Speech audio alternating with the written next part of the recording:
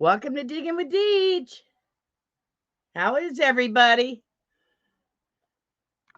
Let me scroll back in the chat. First one in the chat was Mark Thomas. Then second one was We Dig It. Jean says, hello, everybody. Deej, we might not be able to make it tonight. Our power is out right now. The tree limb on the lines took it out. No storm, just a rotten limb. Well, I hope you can make it back, Jean. PA Relic Hunters, welcome. Mark the Berg Hunter, welcome. Let's see. Terry, Digger's Den, Tyson Fury, welcome. Cynthia Swearingen, another one of my mods, welcome. Let's see. Size Detecting. Hi, Cy. I spent the weekend with Cy and his brother last weekend up north. Welcome, Cy.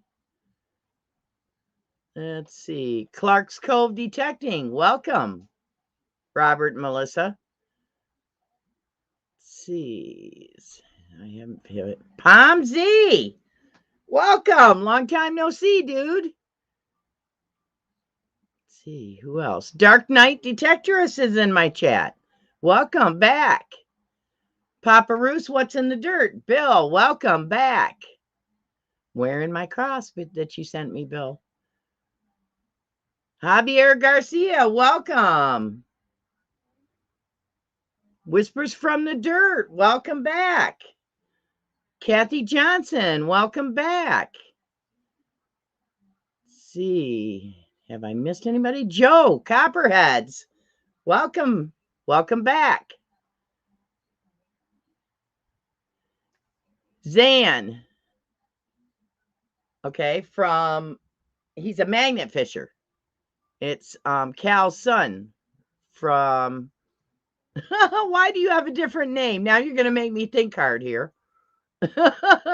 He's a magnet fisher. It's Zan. I went magnet fishing with him and his dad in Grand Rapids a month ago. Whoa, they are flying in here. Ashley Nelson, welcome back. Tidy Treasure Hunter, Steven, welcome. Another from across the pond. We have several.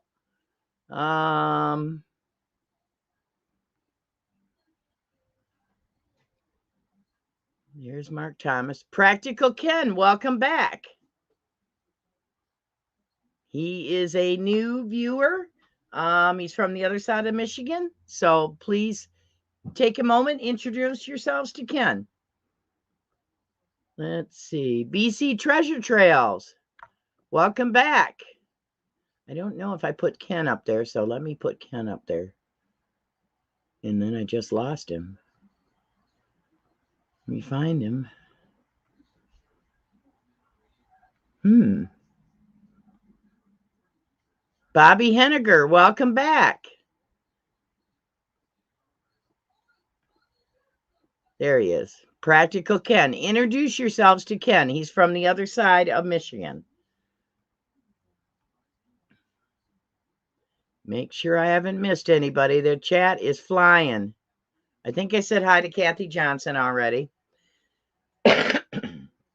So I will tell you, we have 3 winners. I've seen one of them in the chat so far. So what I'm going to do is I'm going to give the others a chance to get in because it's still early. And after the interview with our guest, then I will announce who the winners were. But a lot of you will be able to figure it out once I bring my guest on. Okay. So let me talk about my weekend last weekend. I knew that we were going to have bad weather. They were forecasting severe storms up there. I did some SUV camping with my new awning and it worked great. We got up there. Cyrus even helped me set up. Hi, Squirrels Magnet Fishing. Helped me set up the awning. And then he and his wife, Ginger, took me to dinner with their friend Sandy. And we had fish dinner. Took me to a great fish fry. Then Saturday came and picked me up again because I can't drive anywhere if I got my awning out, set up. And because we were expecting bad storms again, we took a trip to another state park that was a little over an hour away to try to avoid the rain that was coming. And had blast there. So I'll have videos about all that. And then took me out to dinner again. And then his brother and his wife showed up at the restaurant, and we got to meet Michigan Adventures. So be sure to check out Size Detecting and Michigan Adventures. Okay. Let's see. And I think I'm caught up in the chat. If I miss you, please do not be offended. It is not intentional. Okay. So without further ado, let me introduce you to our guest tonight, our surprise guest. Are you ready? Let's bring them in. Why? Hi, Deej. Oh, Thank you, Mark-TBH Hunter. Oh. You better not set your place on fire. It's one way to have a shave, isn't it? Oh. It's Rob Random. Yay! Oh, good. It went out. I was worried. How are you going to put that out? Yeah, I was getting ready. I got a can of Coke. That would have quickly been poured on there. How are we doing, sweetheart? Good. How are you? Rocking. How's the weather there? Cloudy and not very Augusty. It's a bit sort of, it's autumn already, I think. Hello, everyone in the chat. Cynthia, my little sweary babe. Hello. Dark Knight. Loads of people I know in there. Hi, Penny Dave. Papyrus.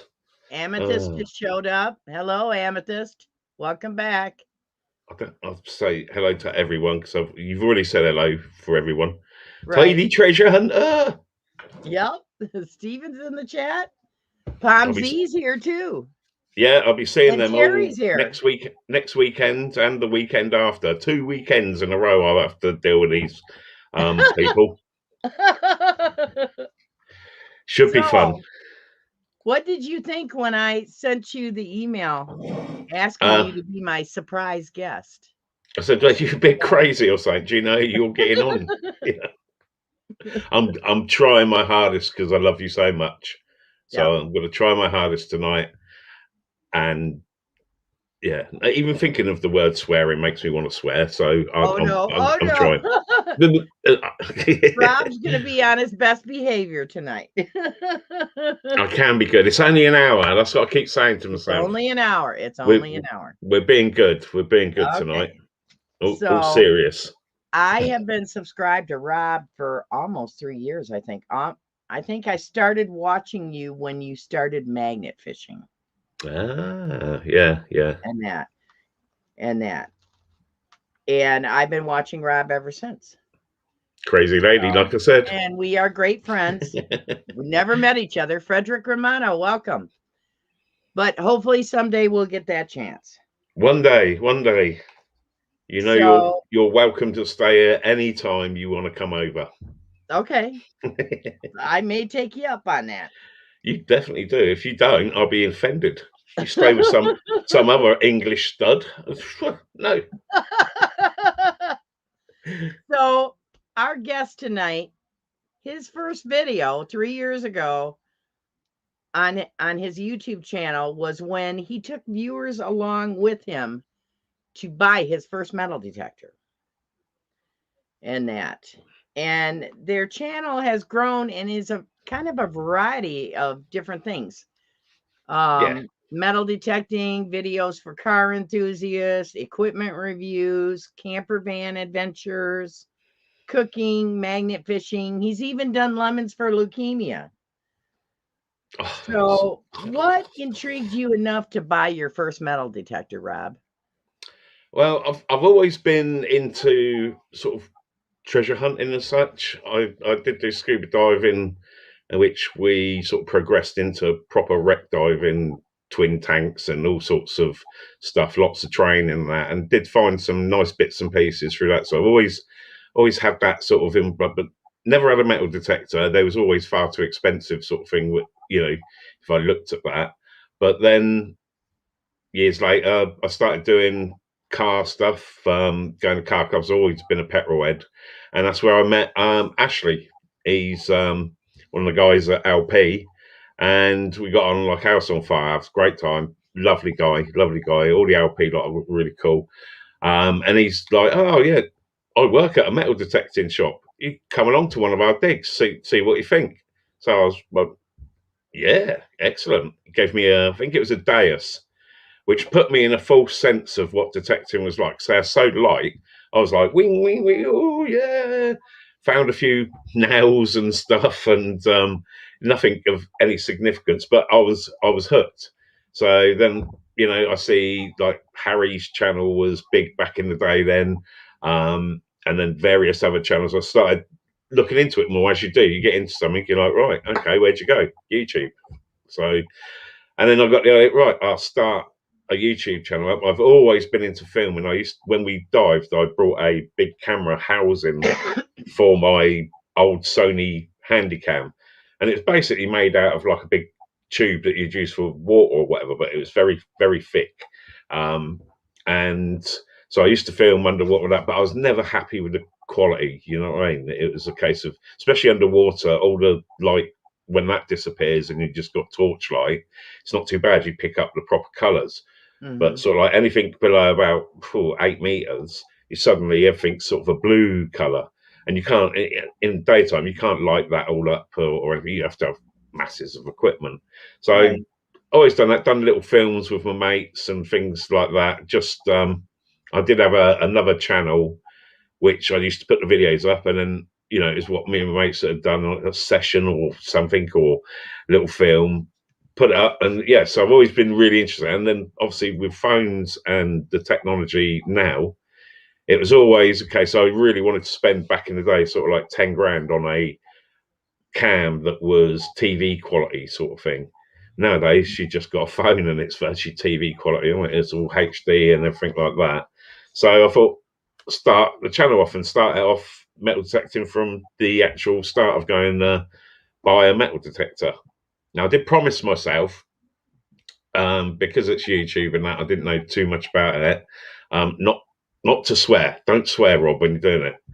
I think it was within the first 30 seconds I swore on the video, and then later on when I'm in the shop, swearing all over the place, and it was just like, I'm not going to be able to make videos and be natural who I am without swearing. So, oh well, do it. And looking into it all with YouTube and that, it's not a problem.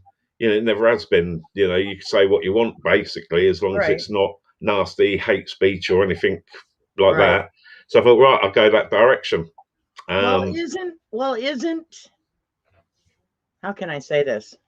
Most people that I know from Britain do swear more than I do. Is that common? Yeah, because if you look into the should I say this? Rob, are you going to say this? For instance, there was a study. When we say the F word, it's negative, but when you guys say it, it's not. Oh no, we've got all different grades of the F word, all of it. It all comes with the tone and the context. Right. I mean, there was I'm sure I read it and I was well chuffed when I did read it. But anyone who swears a lot is of a higher intellect, apparently. This is not me saying it, but this is why English swear more than Americans. Oh my! Kidding! I'm just kidding. Sort of. Okay, and this is why I get into trouble. Should have just let me swear. No, we're not doing that. So what inspired you to create your channel? What was the reason? Well, yeah, mainly because I really like filming stuff. Like I say, I always wanted to make sort of like short films and things like that, but like I say, never had the equipment, money, or whatever. Right. But at this time, it was sort of like, yeah, money wasn't a problem to sort of like go out and get the equipment and that. And yeah, no, like going over to LP, and I met Harry and other YouTubers and stuff, like chatting and things, and it was sort of Right. like, I'm going to put a YouTube channel up then, straight from the start. Like I say, and it Here sort we of are. from there, you watch yourself and you watch other channels, and you see things that people, how they film or how they put together stuff, and it's like, oh, I'm watching this and I'm not skipping it. So you take on board things like that, and I've always been an avid film watcher, so I know what I like, I know what angles I like or anything like that, instead of just a floor picture or whatever. You sometimes you try to set up your camera away from you and all, and sort of chop and choose in between. Having multiple cameras or having a cameraman to actually help you would, Right. sort, because there's nothing worse than watching. Most cameras and that nowadays have got some sort of stabilization on them, Stabilization. Right. or you buy a gimbal, and that was one of the first things I brought after I brought a GoPro. I brought a gimbal because I wasn't Right. happy with Right. joggedy, Yeah. because Yeah. I won't watch it. So it's Yeah. like, why would other people want to watch it? So Right. you do have to sort of like look at your quality of how you edit things and things like that. In my mind, if I'm not happy with Right. it, I don't think anyone else will be. And Right. if anyone knows that they edit on a computer, you sit there for ages, sort of like, Yeah. do I leave that bit in, or do I chop there? I days, weeks, just go. I get so fed up with a project of watching it over or I know chopping it up. Karen tells me I'm a perfectionist. She says, you're your your own worst enemy. Because I was like, oh, I don't like that part of it. Well, what do you think of this? She goes, it's fine. Stop. And It's I seem perfect. to get through sort of doing the editing, and I used to be in printing and sort of like graphic design and stuff. So I know my way around the computer and all the computer software. So making a Right. thumbnail is, I've got no problems of thinking, oh, I need how do I do this or anything like that. I can do it all, but I've done it for so long in the print industry that I hate it. So I'll put a video up and I'm uploading it and doing everything and think, oh, shall I go and make a thumbnail? Oh, let me see what YouTube pops up as a thumbnail. And I got a bit lazy on that of late, of not. And the last couple of videos I've put up a proper thumbnail. But yeah, Right. you've done something for so long. Like, Right. oh, Yeah. Yeah. Okay. but Next question. Have you always been interested in history? yeah, I think so. From, I don't know, as a kid with my mum and dad going away on holiday, we'd always go away for a week or 2 weeks camping, and my parents weren't the sort that would just sit around in the sunshine sunbathing and everything. We'd go and visit Mm-hmm. places, and it was, as a kid, I just wanted to go down the beach and in the rock pools and discovering stuff like that. Mm-hmm. But we did used to go and visit different places, castles, and all the history around the UK. So it did get me into it, not in a massive fashion that I went into a sort of secondary school or something wanting to do history. I was just a little, don't swear, I was a little bugger, sod, or whatever at Mm-hmm. school. But Right. I was the joker sort of thing, the joker in the class. I was only a little kid, and yeah, and you either fought or you joked your way out of situations back in the 80s. It weren't like nowadays school where if you touch another kid, you're getting done in court or something. It was a case of 400 kids around you and you had a scrap. Right. Good Right. old days. But yeah, history, yeah, as soon as I sort of got into the diving and stuff, and then started looking into all the shipwrecks, I got books of all the sort of shore dives we've got around our coastline, and Uh-huh. there's a book for each little section, because there's the bit we used to dive on. There's hundreds, just literally hundreds of wrecks. Some of Right. them were on top of each other. So Oh, the wow. real old wreck is below, which would be Mm-hmm. the wooden ships. But there's already since then on certain rock areas 3 or 4 other bigger ships, like 10,000 ton sort of ship sort of thing. Right. And so you got metal on top of wood, then a boiler. Boilers usually last for ages. So just looking into the history of mainly, there's that treasure hunting thing of sort of like wonder what that was carrying. So you look elsewhere for what it had in its holds or anything. So Yep. you could You're wondering if if we anything dive, washed ashore. that's it. You dive this sort of section, you've got a good chance of possibly finding this or that or anything like that. We had Right. one wreck that went down literally on the turn of the century, 1890 odd or whatever. And this was a wreck out from Swanage. And it was at 30 metres, so you didn't get much time on it. But it carried everything Australians would have wanted back in those days, from gold watches, champagne, tiles, lots of medical implements and Wow. bottles and stuff like that. French Oh, wow. perfume, any consumable you Anything can you could think think of. was packed into this ship, and it wrecked, and its holds have been full for the last sort of 50 years. Divers have been going on it and pulling Right. out all sorts of lovely stuff. So I Thank got. you for the super chat, Cynthia. Oh, Cynthia, well done. What about Okay. the rest of you? Now, Type Rob, I just started camping because I wanted to do a collaboration with Cy and his brother Ed, but they live up near a tourist area. So then the prices were like outrageous. I mean, it was going to be like $360 for 2 nights. Yeah. Wow. So, and I already have camping gear. And that's when my friend Karen told me about that awning. And then Pam and I installed it on my car, and I used that to try to save some money. Hello, Fins and Pines. Yeah, a bit of wild camping, park up somewhere. Oh, thank you, Dark Knight.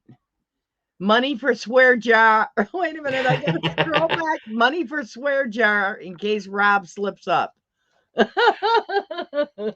Well done, Jason. Nice one.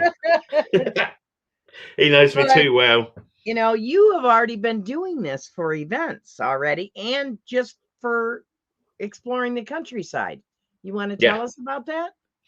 Yeah, I got my camper van back in the car, sort of like seen a lot of people that I know were all sort of like Volkswagen ones, and there's events at the drag racing track that we have over here, Santa Pod.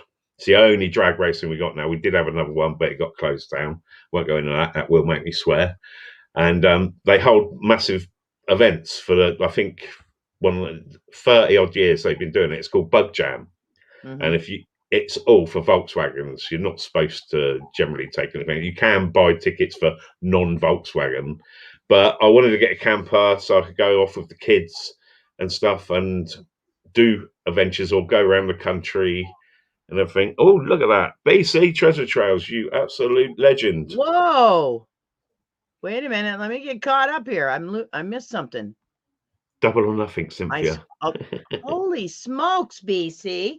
Look at that. BC is top of the list at the moment. Nothing, Cynthia? Oh, no. Oh, no. We're having competition here. I guess. I'll tell you what, we give something away to the highest donator tonight. The highest donator. Gosh. Let's give something. I'll send something. Oh no! Somebody else. Kaye's digging Kaye's doing it. Oh, thank you, Kaye. And we'll let it stack, people. I know there's a lot of rich people on there. Look at them all. They're such nice and rich people, and obviously it's going to help out. They just traveling around and making videos for you. It's not a cheap hobby, is it? Yeah. Well, what was my last question? Your last question was. You've been camping all along, and you have taken us on some of the most fantastic trips to the coastline. I mean, some amazing. Oh, it's beautiful around that area, landscapes.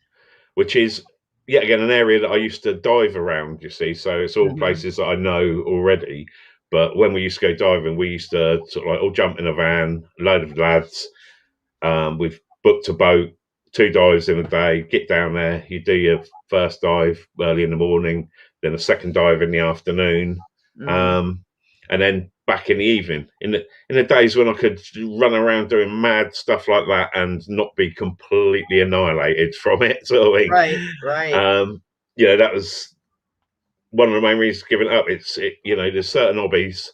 If you ain't fit enough, it's not worth doing. You know what I mean? It's like I enjoyed sort of like good 10 years of wreck diving. And I've seen people mess up, especially when we had sort of like older people on the boat. And there was one particular time we were on this boat, and it's only a little fishing boat. There's three of us, and there's three other divers that we don't know. And now the Captain Birdseye, we used to call him, his family had been in diving for 150 years down at Portland, so they knew every tide, every sort of thing about it. And we was going out on a submarine, World War II submarine that had been wrecked out. Another one quite deep, and these three others were all instructors. So they're dive instructors. So all I ever done was the paddy open water, and then from that we basically self-taught ourselves by doing lots of shore dives and sort of like de-kitting and things, and doing all the sort of stuff you needed to be able to do if you're going inside wrecks. Right. And we went out. Two of them come up with blood peeing out of their ears. Oh God. Literally sort of like blown their, not cleared properly or whatever. And the other one was so seasick. I've never seen anyone as seasick as that in my life, and that was the female. But yeah, two blokes. They'd all done their instructor courses abroad in crystal clear water, and it was their first dive in English water, which is a lot bloody colder, a lot cloudier. And if it's a 30-meter dive, you're like at night, you can't see any light from the surface. It is completely pitch black, and so you rely on your torches and stuff and just general sense. They done emergency ascent for whatever reason, and completely screwed their ears up and everything. So it was oh wow, it was a good time. I always wanted to do that when I was younger, but I'm too afraid to do it now. I'm too old. You can do it when you're older, but you just got to. It's all about the training. It really is. It's one of those. It's one of those things that you really need down as a second nature thing. Now, if something happens, Down Under Dan diving is in the chat. Yeah, Down Under. Did he diving? Yep. I interviewed him earlier this spring. So you have been to several metal detecting events. Yes. What is Detective all like? So much fun. It's organised by one of the groups that I go out digging with regularly, which hook up with LP regularly. So they have LP and Mark Boucher and Beecher. Mark Beecher and his missus basically organise Detective All with the help of obviously lots of sponsors and stuff like that. And now Mark is of the same sort of I think he's about the same age as me, but he was a hardcore raver, pretty much the same as me in the 90s when the dance music and all the free parties and raves that were going on all over the country, sort of thing. He was a big part of that as well. So he knows how to put on an event, or knows what people like at an event. Right. So it's the ones that I've been on, apart from the last spring Detector, because of restrictions. You had big party tent, massive open pit fire, and that people just having like proper banging drum and bass and sort of old school music from the 90s sort of era, DJs, bands. The main Detector is just sort of like a upscaled version of the spring Detector as such. So that has always been. People camp there for it? Oh yeah. I mean, it has coach loads come over from European countries, so you get a coach load of French and a coach load of Belgians and stuff like that over it. There was over 1,000 people, I think, on the last ones before the restrictions and everything. Right. Wow. But yeah, it's full on at that. The spring Detector that they put on is a smaller event, so it's a bit more chilled out sort of thing. But all the main detectable, and there's something going on within the encampment. I think they've had what was it? Quite a few new products get boshed out by all the big companies as well. And I'm sure there's going to be something out. I think I caught Mark out on his live chat when he was talking about Detectable. And I'm like, oh, is so-and-so going to push out their new product like they have other Detectables? I won't say Jones. who. Cable Jones says his accent makes him sound like one of the Beatles. They're Northerners. How dare they? Oh, hello, Marlon. Just sitting in there. Okay. So what is your favorite coin that you have dug? That's got to be my silver denarius, Roman denarius, which was Servius, I think it was, or something like that. So quite an early one. And that was just because the way that I found it. I'd gone on one of the LP digs, and I literally sort of got there. It was raining. It was cold. I don't think I'd had much sleep or anything. So I literally got there, pulled up. I wasn't in my van, so I was in my car, and it just looked so grim out there. And off goes the horn and that, and people go off digging. I'm like, nah, screw this. I'm not going at it yet. And Ash, my mate, was there in the LP van, and they had a Ash is in the chat too, I think. Is he? Yeah. Ash, are you still in there? Big Ash. I could have sworn I saw him in the chat. My buddy, it's all his fault. Anyone wants to blame him for me being in this whole thing, it's basically Ash's fault. Simple as. But yeah, I literally went in the back of the van with him and his missus. They had a diesel heater thing in there, so there was a pipe with like hot air coming out. So it's great. I went and got a cup of tea, a burger. We sat around chatting for ages. At about 10:30, and I'm like, I suppose I better go and like start making a vid or whatever. Making a video, yeah. Yeah, exactly. And it was like, right. And all the cars are parked along, and it's on this farm. And, I remember this. And yeah, literally parked up, and I thought, like, everyone's gone off everywhere, and I thought, I'll just have a go, like, make sure the machine's working for one thing, sort of thing.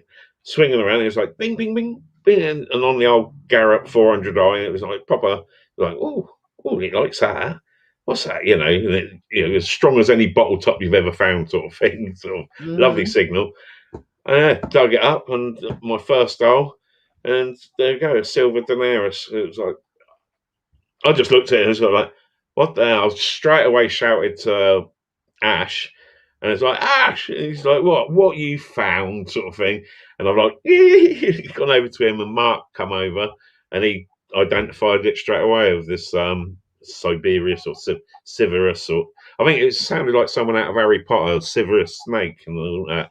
But yeah, he took a photo and that, and like Ash was just like, "Yeah, jammy," and that was it. I did go off and do some more, but I was you lucky buzzing. dog, you. Yeah. Only Rob Random could do it that way. It was so good that and I had a hammered on another one of their digs where we accidentally went into the wrong field. And that wrong field was obviously absolutely full of gorgeous stuff, because I got my first hammered coin out of there. Wow. The other guy got something that he'd never found before, and he finds hundreds of Romans, but it was something like a Celtic something or other, and he'd never found. And then all of a sudden it was like, "Oi, get out of that field! You're not allowed in that one." Like, oh no. Oopsie daisy! Oopsie daisy! We literally got 20 minutes in there, and both of us found really nice stuff straight away. Like, I literally got through the gate and was digging this signal and couldn't find it for ages, being a newbie. And then all of a sudden, pop, out it come. Like, yes. So what is your most favorite relic that you have found? Is Terry in the chat still? Are you still there, Terry?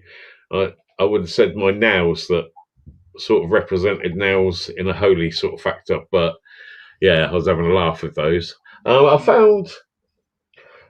found a pickaxe. It's in. It's not. Is it in there? Well, basically, it's like a small pickaxe as such. And then I found out it was basically what they used to use to sort of pick up sticks in the woods. So you'd stab into it. So it was only one side, and the blade bit come out about that. But someone at some point had literally, they must have forged it, had turned the end into a squirrely squirrel all the way to the point. Oh, wow.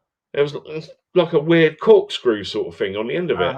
And I found that, and I was just sort of like, what reason? It's one of the most intriguing ones that I've found. You know, it's probably, couple of hundred years old, maybe more. You know, I really don't know. But yeah, that one was very strange. Trying to work out what it was, why someone done that. Right. But yeah. Very cool. Yeah, the dark knight knows him, the Jesus now. Yeah, so how did you get started magnet fishing? So I was just reading North Jersey. Yeah. Hello, buddy. I shouldn't read these comments. They put me off. It was a dog league peg. Yeah, it could have been. I don't think it was that word, North Jersey. Through some of the sort of metal detecting ones, I think it was basically Harry, yet again, I Detect. He put out, I think that's how I first even see his channel. He put a magnet fishing video out, and it was like 1 million plus hits because it was a human bone found. It's probably just probably just a bit of cow leg, to be fair. But he said to me, he literally said, mate, if you want to get your subs up, do magnet fishing. Get on the magnet fishing, people. And he was right. I got one video with a good sort of like 4,000 or 5,000 sort of like hits on it where I was testing my new magnet. So I brought a magnet first of all. It cost me about 30 quid. And it was about that big. It was like the old red coloured one and that. And I put it in the canal, and it literally virtually floated off down the canal. It was like, this isn't. Oh my! This isn't good. I have got some video of it. I nearly got attacked by an Alsatian dog that someone was walking along there who didn't like me swinging a rope round on this bridge sort of thing. It was right introduction. So I ended up spending about 80, 90 quid to get a proper strong one, a double-sided. I didn't like the sort of ones with the bit on top.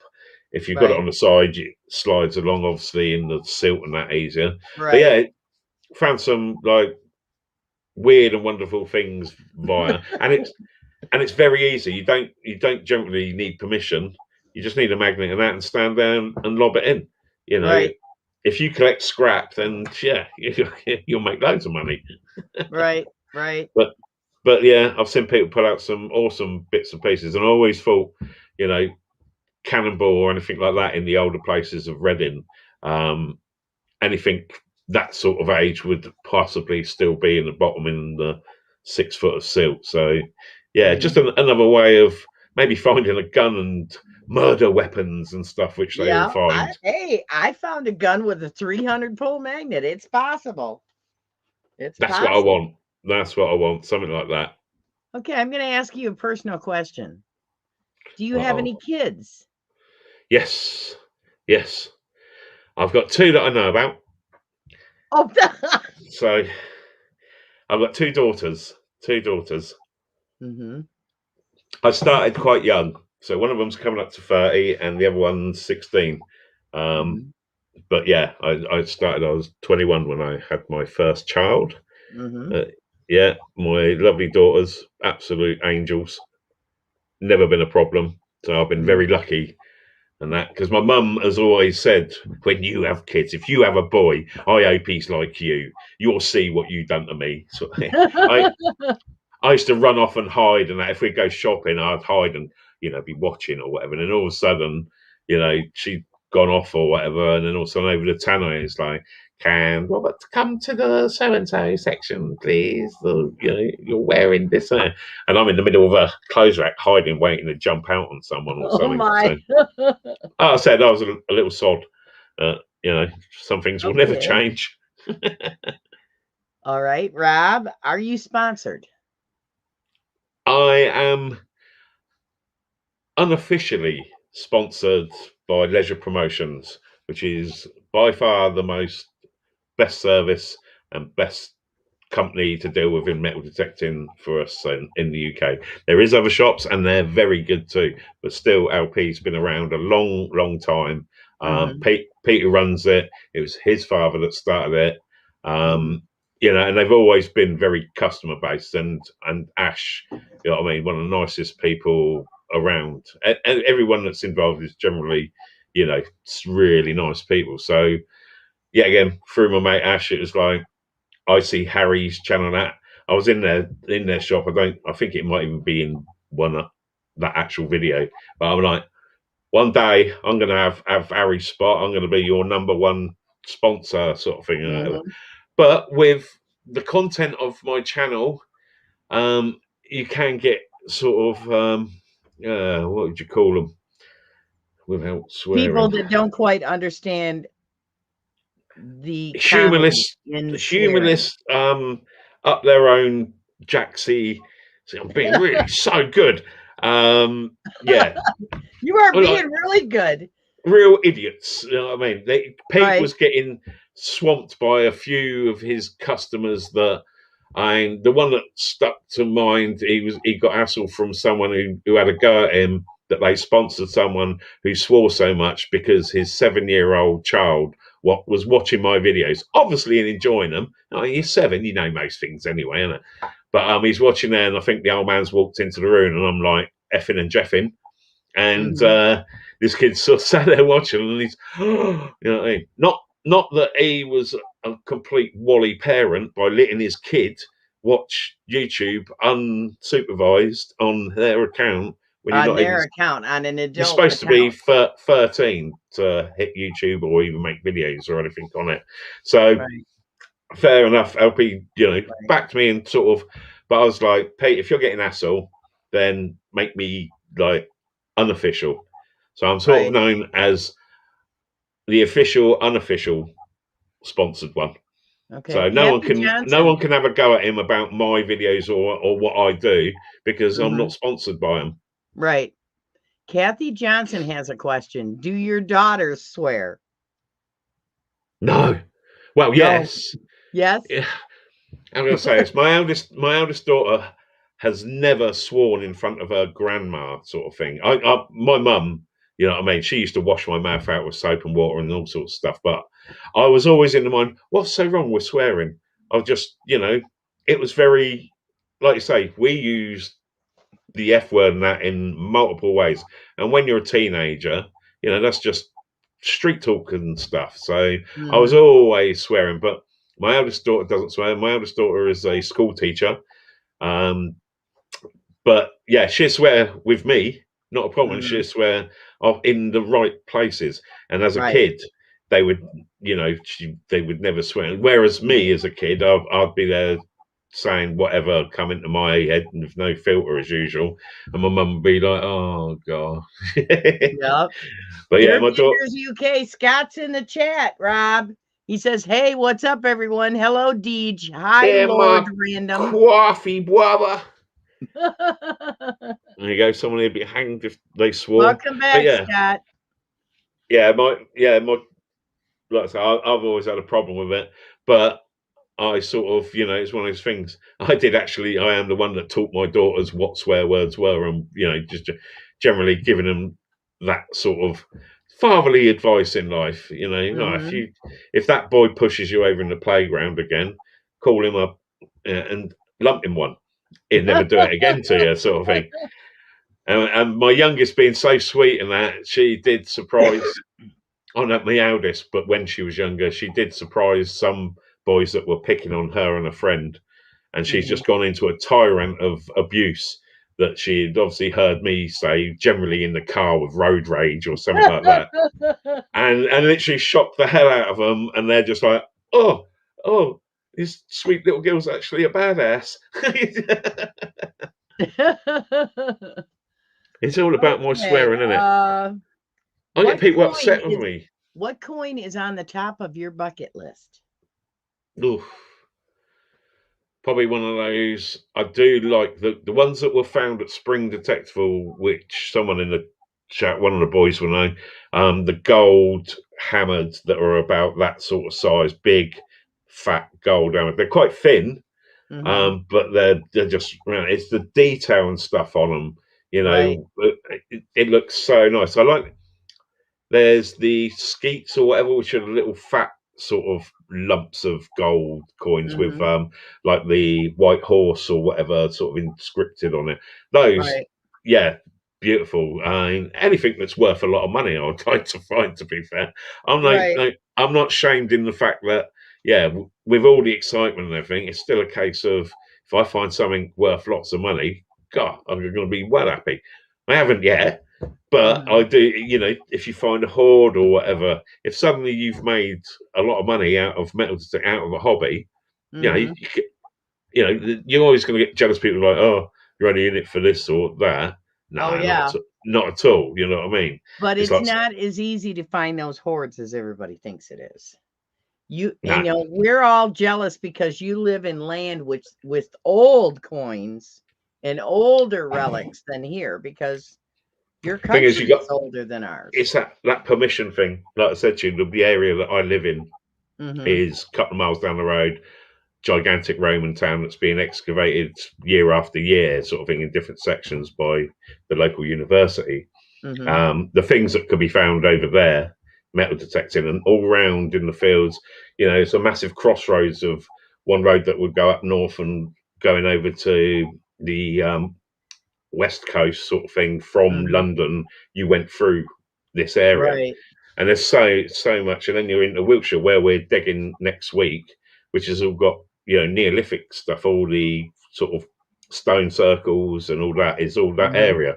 So I'm hoping to find something, Right.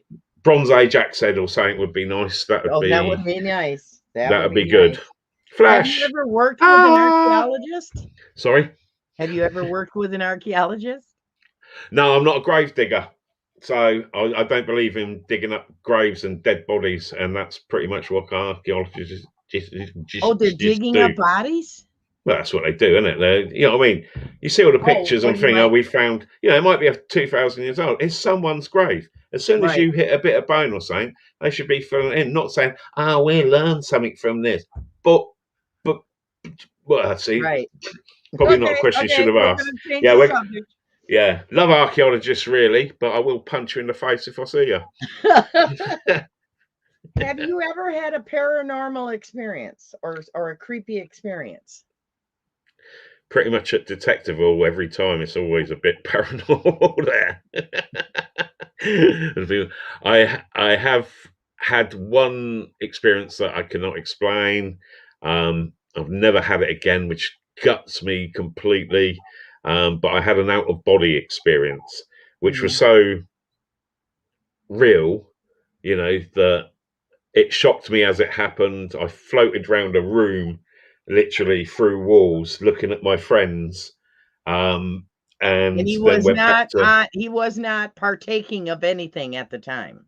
No, it was the only strange thing was that was when my first daughter was born, and my missus was in the hospital, and I'd gone round there to celebrate. I'd brought a load of beers and a little piece of something else, and it was literally sat there chatting to them, and it happened, before anyone had a drink or anything. Right. And I literally was sat there cross-legged on a beanbag chair. Beanbag, that's it. I always forget what the hell they're called. And leaning up against a cupboard in a tiny little squatty flat that my mate had above a shop on the main Oxford Road. And went round the entire room behind them, and they're sat with their backs to the wall. But I could see it, like it was so perfect. I wasn't on the floor or sat there in my vision. And I went, and it just sort of went around the entire room, and then poof, I sort of come back into the room, is what they said. They just like, you went into a really weird trance, went sort of very, very light coloured, but that's the only thing that I've ever had that's been paranormal as such. I thought you did a video. You went fishing or something and something happened. Oh, that was a car club I was with, a Jap car club. It's when I had my Jap car, but I had the van as well, and they was doing a week down in Cornwall, and I thought, right, okay, go down, but I've got to go off and do some of my own things and that. And this campsite, it was basically a campsite, gnome world. It was literally full of gnomes. They had a gnome garden, gnomes all over, big ones, little ones. So it was a bit of a weird place. And then down the road there was a quarry, and when I got to the quarry, it was all sort of like police taped off and stuff like that. And it was like, that'd be all right. Threw the bike over a fence, climbed over all the barbed wire. Now behind this quarry is a massive, massive power station, electric one. So you can literally see all the lines coming in that come over. And it was, like I said, it was down and within a forest sort of area. Beautiful. And I was catching lots of fish and stuff there. But there was weird noises, and I had my sixth sense is pretty good. If I meet someone and I think, right, I don't like them, I'll go with that gut feeling generally. And it was like with this, it was like, it felt like something was watching me, and I don't get spooked. I used to go out at night with a group of people that used to put a radio station on that wasn't strictly legal, and you had to put the transmitter up, mobile phone masts, basically. Vodafone spent millions finding the best places to put masts. So who are we to argue with and just borrow their mast and electricity? So we'd be out in woods all over the place, early hours of the morning, and you'd have to go and check and that. I love the dark. The scariest thing in the dark, I think, is me when I'm out. So, and you keep that sort of sense in your head. You don't get scared. Okay. Before I lose any of the people who guessed correctly, let's announce who the winners were. Oh yeah, I see one there. Okay. The first one to guess correctly who the guest was tonight was Javier Garcia. Okay, he was the first one. Congratulations, Javier. Awesome. The second one to guess correctly was Paul, American Woodland Relics. Congratulations, Paul. And the third one to guess correctly was Scott, Dirt Diggers UK. Congratulations, Scott. Well done, Scott. After I get done with the interview, I will draw your tokens, guys. Okay? So let me get to my next question, Rob. I just don't want you to leave the chat. And Scott, I don't have your address, but I have the other two guys' addresses. So if you could send, let me put a banner down here. What's Kaye? This and then I really never. Let me put a banner down at the bottom with my email address, Scott, so you can email me. Oh, it's not scrolling. Come on, scroll. Oh, I love it when you get forceful. Whew. Okay, that's got my email address, Scott and Kimmy. All right, so what upcoming events are you attending? This coming weekend, Friday to Sunday, is a event I haven't been to before, but I missed out on tickets before. I didn't know whether I'd be able to go, and it's called the Rodney Cook Memorial Rally. And basically, the chap who puts it on, it's in memory of his father that was into metal detecting, I think, and it's for cancer research. So it's all charity wise. I think they've, over the rallies that they've had, I think they've raised like something like 60,000 odd for charities, which is awesome. Yet again, LP are involved and sponsor part of that, I think, and the other metal detecting group. So yeah, lots of people have been on that one, and I'd seen it before, and lots of really nice stuff come up on it. And I've lived in the area where the dig is, and like I say, it's all, you could drive along and see. Within a few miles, you've got the burial chambers, and plus that big, I don't know if you've ever seen it, we've got a big hill, I can't remember what it's called, it's a man-made hill that's just in the middle of, sort of Wiltshire. there's so much history around there. So I really wanted to get on that. So that's the one that's coming up. And then That's the cool. following weekend is Detectival, the big one. That's sort of like the Detectorist is the one that all these other festivals that have sort of like came around but got sort of shut down last year, obviously, and not happened. Mm-hmm. Lots of new festivals happened because of Detectorist. Basically, they're following the same format, doing the Right. same thing, but in different areas. So I think it was Detector which was right up north on the sort of borders of Scotland, which went very well. Mm-hmm. So it's good because I haven't got any personal permission, so I can go around the coastline and detect, not a problem. But Mm-hmm. I've got no personal permission. So group digs and these events are brilliant, and it's just You that live for the group digs, yeah. yeah, that's it. And the people I've met, and then you actually meet them for real at the shows and that. It's awesome. It's really nice. So, so I'm hoping to meet up with a load of people I've been chatting to all the way through the COVID times. They've been putting live streams on and that, like Terry, there's Jason, chat to them. It's going to be pretty much exactly the same as when you actually meet them. But, Right. going to be really nice to finally meet up with these people. Yeah, meet them face So, to face. yeah, that's what the social part of the detecting that is, just awesome. Keep with the good people. There's always a few idiots, but to be fair, most of them won't go to these events because if Mm-hmm. they've been idiots online, and people have got long memories, and will, yeah, They just won't their bad habits won't be forgotten. no, exactly. And so if they turn up, most of them are gutless, like sort of people that type of person anyway. So they won't turn up at them because they know they've offended people or pissed Right. people off, and they won't take the risk of getting a slap, basically. Yeah. And not from me because I'm not violent, man. I'm cool. You know what I mean? Yeah. He's a lover, not a fighter. That's it. Well, if you could give only one suggestion to a new detectorist, what would it be?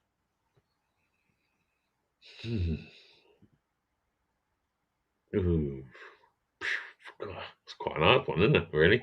I mean, there's lots of sort of advice, but always, yeah, the lay of the land, whether it be beach, whether it be inland or anything, look around you and really take it in, sort of thing. If you're going for a walk or whatever, you just walk along through a woods, looking at the trees and stuff like that. If you're detecting, there's abnormalities, I suppose, that you can spot that mean there's been, human use in Activity. that area. That big nice tree that's on the edge of a field. Um, that farmer and those workers and everything from the last couple of thousand years that have been using it have been sort of sat probably in that corner under various many trees that have arrived and everything because that's Mm-hmm. how the woods are, Mm-hmm. and lost things or anything like that. So Right. that little ripple in you think, oh, that's just the farmer's plough's gone over something a bit weird, Mm-hmm. but it's like Google's your friend. The Mm-hmm. back in time maps. Mm-hmm. Yeah, the research I think really seems to help. The people that find lots of nice stuff have put a Mm-hmm. lot of work into researching their permissions. It's just Right. getting those permissions. But Right. yeah, that would be the thing. Really look where you're detected. So if you're out for 4 or 5 hours and you've done Mm-hmm. 3 hours in the middle of a field that's had no, literally nothing happening there, and then you sort of realise there's an old pathway that went through somewhere. You could have just done that entire pathway, and you're guaranteed you'd have found, a lot more. Find something. Yeah. Yeah, that's it. That's it. If you could metal detect anywhere with no restrictions, what location would you choose? What would be at the top of your list?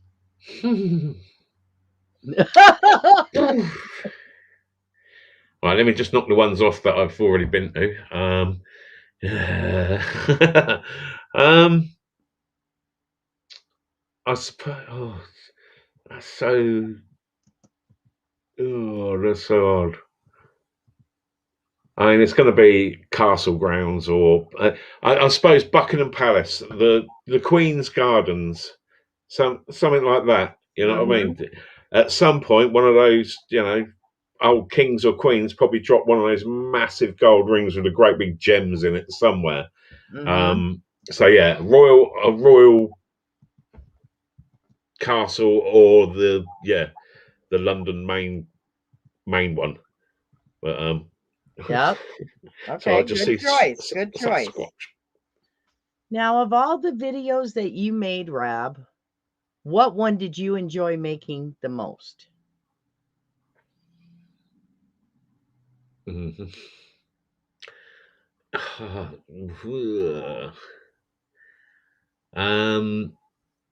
I enjoyed making the Ponzi's in a. He made me the replica from a 3,000-year-old Bronze Age axe head that he found, and he literally faithfully recreated one for me so that I could make a handle for it, and try and do it in the way that they would have done it 3,000 years ago, Oh, which that's is cool.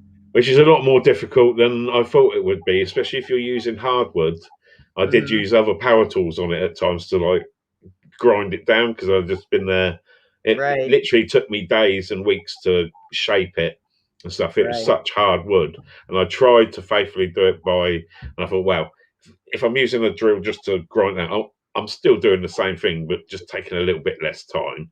Right. But yeah, generally making a hole for the axe head to go in, binding it in leather, trying to preserve the wood and stuff like that. I enjoyed making that video because it was, like I said, then it was a faithful That was a recreation. great gift from Palm Z. Wow. Yeah, he made me pay for the metal. Let's not big him up too much, eh, Pom? Oh, okay. So he Well, had the we know the copper. mail is outrageous, so we already know He that. had the copper, but you go and look at the price of tin, and it's like the mix they used to use for bronze was sort of I think it's about 13.5% tin goes into the copper, and that will make bronze and a hard bronze, but not too brittle Right. or whatever. But that was the content, and I think that was sort of like, I don't know, 20 or 40 quid to buy only a small bag of pure tin. It was Wow. literally only sort of like shot balls like that or whatever. It Oh my weren't a lot gosh. because it didn't need a lot, but it was bloody expensive compared to Yeah. even silver or something I could have had to put in. But yeah, Right. Right. um, yeah, I think that's probably one of my faves. What future plans do you have for your channel? Hmm. Mm, try not to get taken off by YouTube. I hope to do more of the travelling in the camper van, and that last year was sort of, I had a plan. My health didn't let me do it anyway, but COVID put a stop to it, and it'll probably be next year, when things have really calmed down. But it's literally travelling around to my different mates from the LP team, um, and all the other people from the internet. Even, I mean, at some point, I'd love to get to America. There's many people that have offered me places Right. to stay, come detect, come and have a laugh. So traveling around. I've always wanted Yep. to travel as much as possible, but then having a family, you couldn't do it. But Mhm. I really wanted that sort of like start here and just Mhm. go and see what happens. I Yeah, love see stuff where like you that. end up. And Yeah. that's it. When I take my family on holiday before, it would be a Mhm. case of I'd sort of like finish work, get the time before it was family business, so bit easier for me to take time whenever I wanted, as such, at a Mhm. last notice. And it'd just be like, I feel like an holiday, and it'd be like, I'll just ring home, say, pack your bags, we're going away, and Mhm. then we go in a certain direction, and then find a site. Before mobile phones and stuff like that, you just Mhm. like turn up. You've got space, yeah, oh cool. We'll stay here for a few nights. I do I like that. thought, yeah, how you guys camp, what is very unusual compared to what we experience camping. Okay. So I need you to explain it to me. Okay. When I went to the campground last weekend, Hmm. there's a campground and everyone has their space and that. When you went what you call wild camping with the van, Yeah, yeah, It looked like it was on the side of a road. yeah. My first video of me in my camper, I literally drove from here and I thought I'm going to Cheddar Gorge. And now Cheddar Gorge there's a road that goes actually through the gorge, and Mhm. they got parking at the bottom and that. And from I think it don't cost you nothing from 6 o'clock at night through to 9 o'clock in the morning. You can stay there, but you are Mhm. literally staying underneath hundreds of feet of rock face, and there is rocks that come up, and there's goats that are climbing along it and stuff like that. So Mhm. you hear all sorts of stuff. Wow. And I was the only van there, but I knew that place, so I stopped there, and then I went further down the coast and stuff after that. But yeah, that was yeah, it's that thing. We Yeah, can you were driving along the road trying to find a spot, a place, and it was packed. yeah. There were Oh, that hundreds one. of Yeah, yeah. vehicles. Well, I've been to that one before. Basically, right down, it's literally sort of like the harbour's next to it, and you've got the spit that goes out, and there's Mhm. Hurst Castle out from there, right on the end of that spit, and then Mhm. you can see Isle of Wight and everything. Absolutely lovely. And I knew of that place years ago, and you see camper vans down there, but only a couple. I knew people that had camper van channels or whatever, and they'd But stay down there for months. that's a normal thing is they go to the coast and they just park along the road and camp. Yeah, yeah, Ah, yeah. I see, mean, they as long don't as do that here. no, you get shot probably, won't it? That's it. But yeah, I've literally camped before. A bit further along the coastline, there was a road that had no parking apart from sort of like 8 o'clock at night through till 8 o'clock in the morning. Now Mhm. this road, it had sort of like palm trees all along, and then it was a pathway, and then it just dropped down to a beautiful beach and the sea. Mhm. And the other side of the road was just millionaire mansions. You know what I mean? They were Wow. proper big, the sort of ones that are built completely out of glass and stuff like that, so you can sort of virtually see through their house, and they're Yep. Bye, really Rick. nice props. And I, Rick says we call it boondocking. Yeah, but well, that's it's it. not along a road, okay? Oh, It's well, that's like it. I parked off the there road. outside. I thought I'm safe anyway. Yeah, you know, if you was parked near a council estate, if you was parked anywhere near Tyson Terry or something, your wheels Mhm. wouldn't be there in the morning. Simply, Right, they'd be in his shed more than likely, and it says. right. But Now that yeah, was this something else I place. didn't realize, Rob, Uh-uh. that you guys have palm trees there. Yeah, Are yeah. there parts of I've got one in your my mum's country garden. that don't get cold? Not cold enough, sort of thing. Down Mhm. Devon and Cornwall way, it's always quite. It's got its own sort of little weather system, I would say as such. It's not like it don't Mhm. rain or anything, but it generally you won't get the snow or anything down there like that. Generally, Mhm. but yeah, we've got. I can't remember what they're called. It's like my mum's got one in the garden. We ain't got coconuts growing. Don't get me wrong, Right. but the nice palm trees and that. You go down Devon, Mhm. it's very no, it's like the Costa del Sol for the UK sort of thing. But yeah, Mhm. we got a lot of being temperate, but definitely the southern part is yeah, lots of Okay. more tropical stuff. Okay. All right, Rob. So we are going So, to draw the winner's tokens, and we're going to draw a token for Rob as well for being my guest tonight. yeah, I want a cool one. Find me one with a You want a car or cool something one? on it. Okay, we're going to pull Rob's out first, okay? I might. I've got a choice to swap it with any of the other winners. All right. D and B. Ambient Dave Gill, and hiya, Buster's. sweetheart. Says Dave and Buster's. I think it's a pub token. Draw again. I don't drink. Draw again. So you got a pub token. Okay. Now we're going to do Javier Garcia's. Good luck. Oh, what is that? Rick, he full-time RVs, yeah, so he's a High proper roller skating. van lifer. Javier, you got a skating token. Oh, I'm going to put this up. It's not 1080p.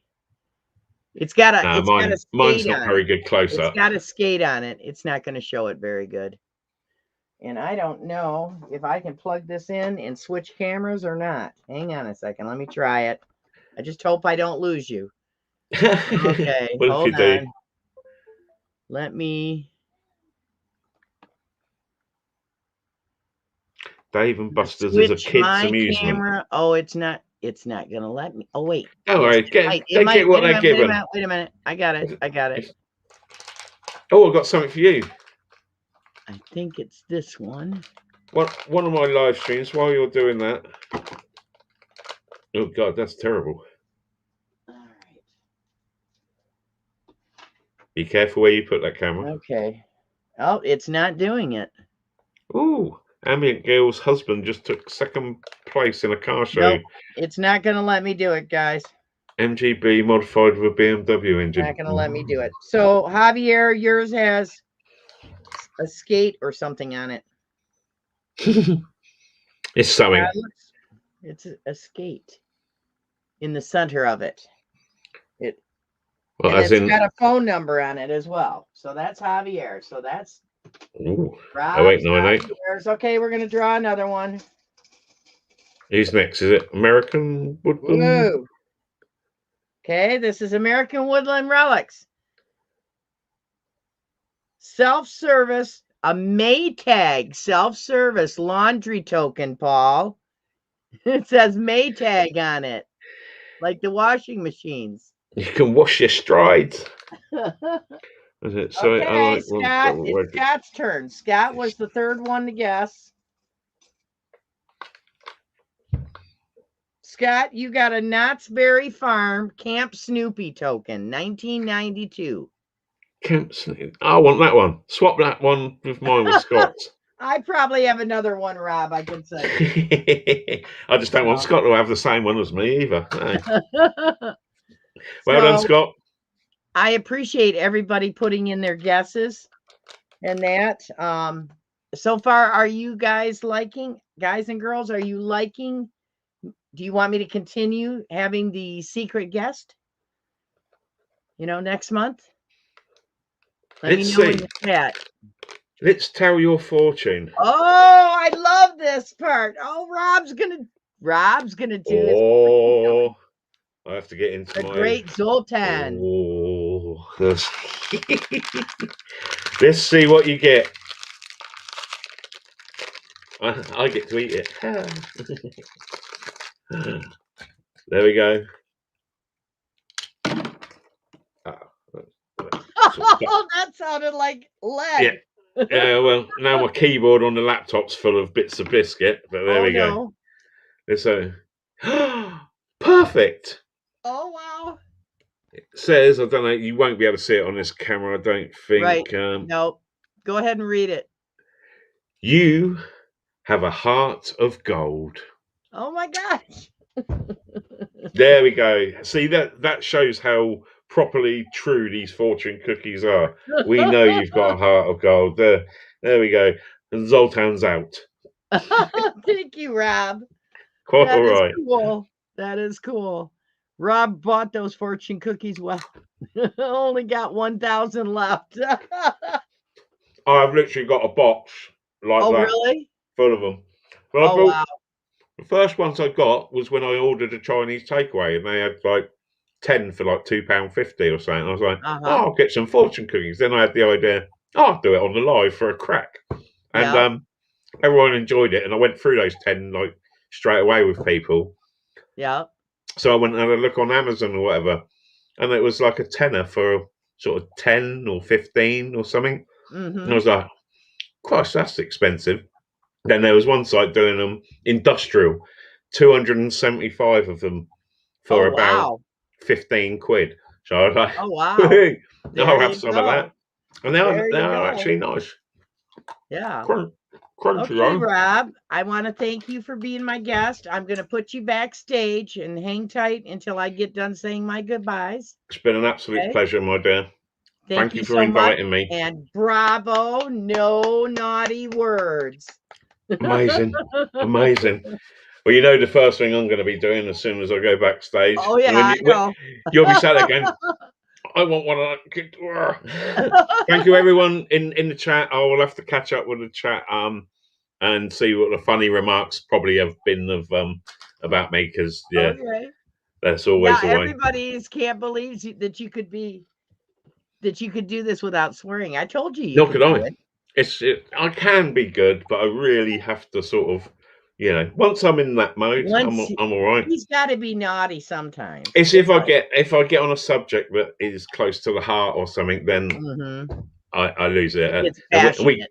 we cut that short, so it was like, yep, cool. Yeah. But yeah, out to my sponsors, LP. Mm-hmm. I say if in the UK, you know where to go, and everyone does. You know what I mean? Yep. Totally good. Yep. Thank you ever so much. All right. Thank you, and I'll see you in a few minutes, okay? Will do, sweetheart. Big love. So thank you very much for coming tonight and supporting Rob and I. I really appreciate it. Thank you, everybody, for the super chats. Every cent of it will go back into the channel. Now, tonight, we have Audra with Jersey History Hunter next with the live stream. Bill Paparoos. Wait a minute. I got to get it in order. Jersey History Hunter at 7. Then we have Ed, Flash in Your Pan at 8. Then we have Bill Paparoos, What's in the Dirt at 8:30, correct?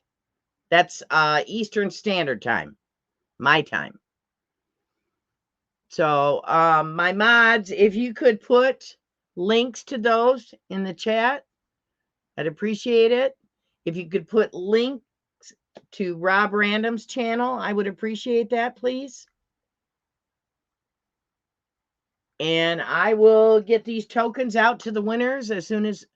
The only one that I don't think I have your address is Scott and Kimmy, Dirt Diggers UK.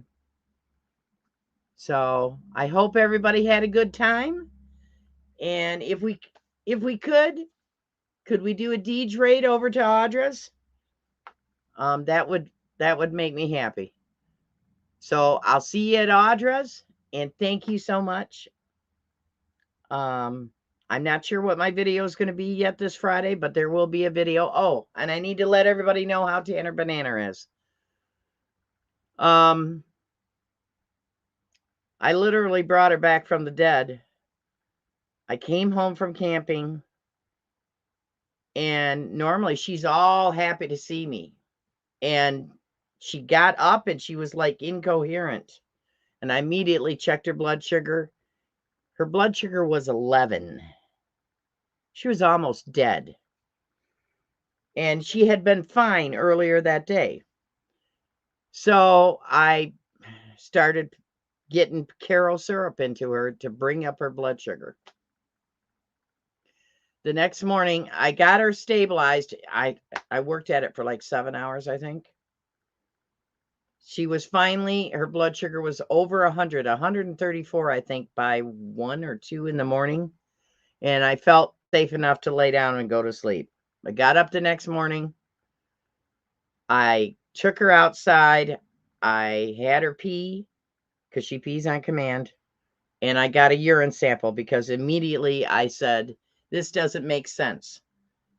And my dad used to have this problem with his blood sugar. When it started going wacko, it was a clue that he had a UTI. Took the sample in. The veterinarian said she has never seen a dog with this bad of a urinary tract infection as Tanner has. So she's on antibiotics. Her blood sugar is still erratic. I have to keep a close eye on it, but once we get the UTI gone, she should be fine. But this weekend, I'm driving down to Don's, and we are going to meet Ed, Flash in Your Pan, for the Ohio Gold Rush Days in Butler, Ohio this weekend. Jackson will be taking care of Tanner, and my friend, Pull Tab Pam, will be coming over and helping him too with her. So I feel it's safe enough for me to go because I'll have both of them helping. Welcome, Russian Digger. Welcome, Bill 457. So that's what's coming up, and I will keep you guys posted. Suffolk Sifter, welcome. And get out and find your treasure. Because we don't know what the future holds. You know, we don't know how long we're going to be able to go out and do things. So take advantage of it while you can. And I will see you soon. And thank you so much for coming to the live stream. Thank you to my mods, and thank you for the super chats. I'll see you soon. See you over at Audra's.